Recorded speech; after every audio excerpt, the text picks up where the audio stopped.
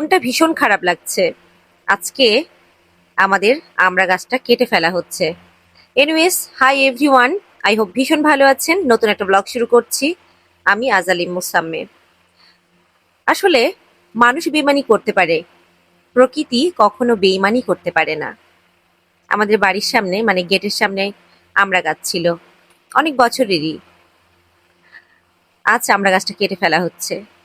কেটে ফেলার একটা নিশ্চয়ই কারণ আছে, সেটা হচ্ছে এই আমড়া গুলো গাছ থেকে পড়ে যাচ্ছে, ঝরে যাচ্ছে। কারণ আমড়াগুলোতে কেমন জানি পোকা ধরেছে। তারপরও আব্বাকে বলা হয়েছে, আব্বা প্লিজ কেটো না।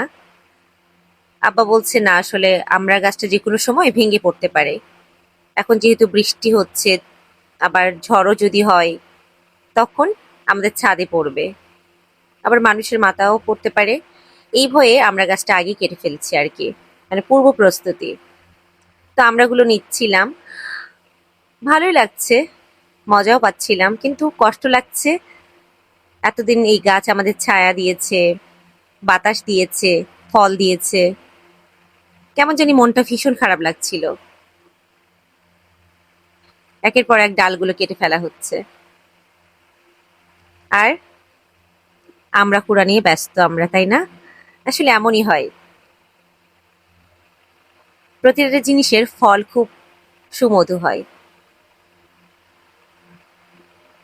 তো এই তো, এনজয়ের মাঝেও অনেক কষ্ট লুকিয়ে থাকে। কেমন জানি অনেক কষ্ট লাগছে, আমার অনেক কষ্ট লাগছে, অনেক মায়া পড়ে গেছে গাছটা। একের পর এক ডালগুলো কেটে ফেলা হচ্ছে, আর আমার কলিজায় যেয়ে কেমন জানি কষ্ট লাগছে।